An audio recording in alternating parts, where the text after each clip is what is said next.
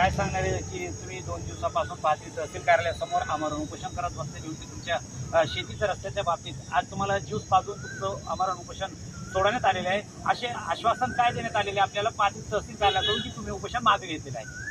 खरकोट अत्यंत आनंद व्हायला आहे की आपली दखल घेतलेली आहे तहसील कार्यालयानं.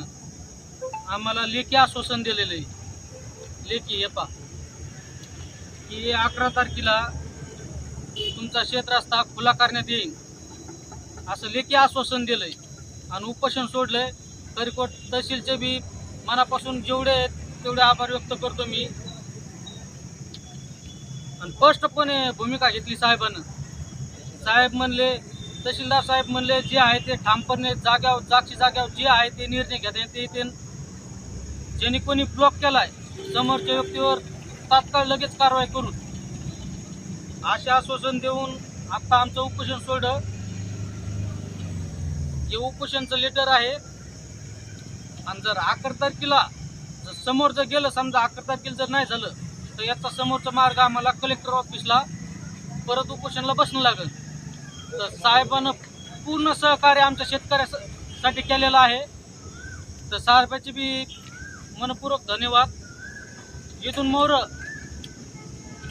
असेच साहेबांना जर शेतकऱ्याला सहकार्य केलं तर तहसीलला काही प्रॉब्लेम, समजा सहसा शेतकरी तर तहसीलला यायचं नकोच म्हणतो, कारण की प्रॉब्लेम नसल्यावर कोण येणार तहसीलला. शेतकऱ्याचे प्रॉब्लेम झाल्यावर शेतकरी तहसीलला देव माणूस मानतात, पण प्रॉब्लेम नाही सॉल्व्ह झाल्यावर थोडाफार संताप येतं शेतकऱ्याला बी. कितवा दिवस होता आज आपला उपोषण? आज साहेब 3रा दिवस होता. 3ऱ्या दिवशी उपोषण सोडण्यात आलेलं आहे आणि 100% सहकार्य तहसीलनं केलेलं आहे. आपल्याला लेखी पत्र दिलेलं आहे. लेखी पत्रामध्ये असा उल्लेख आहे की 11 तारखेला तुम्हाला शेत रस्ता हा खुला करून देण्यात येईल. त्यांनी नोटीस काढली की तात्काळ सगळ्याला नोटिसा काढलेल्या आहेत.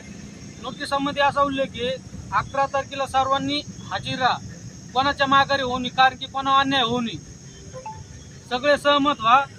कोण कोण आहे तुमच्या आजूबाजूला? आजूबाजूला 16 जण आहेत. 36 आणि 20च्या सर्वे नंबरला 16 शेतकरी आहेत. 16 शेतकऱ्यांना उपस्थित राहा आणि सगळ्यांना सहकार्य करा.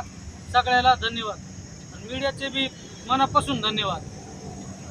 पाथरी तहसील कार्यालयासमोर सुरू असलेले पाथरगावान खुर्द येथील शेतकरी भोसले 3 दिवसापासून त्यांचं आमरण उपोषण सुरू होतं. शासनाच्या वतीने नायब तहसीलदार यांनी त्यांना एक लेखी आश्वासन पत्र दिलेलं आहे. 11 मे 2026 रोजी त्यांच्या शेती रस्त्याची जे वाट आहे ते मोकळी करून देण्यात येईल, खुला करून देण्यात येईल असे आश्वासन त्यांना देण्यात आल्यामुळे त्यांनी आज 3ऱ्या दिवशी आपलं आमरण उपोषण मागे घेतलेलं आहे. त्यांनी शासनाचे आभार व्यक्त केलेले आहे. शासनावरती त्यांचा शासनावर विश्वास आहे की 11 तारखेला त्यांचा रस्ता खुला करून देण्यात येईल.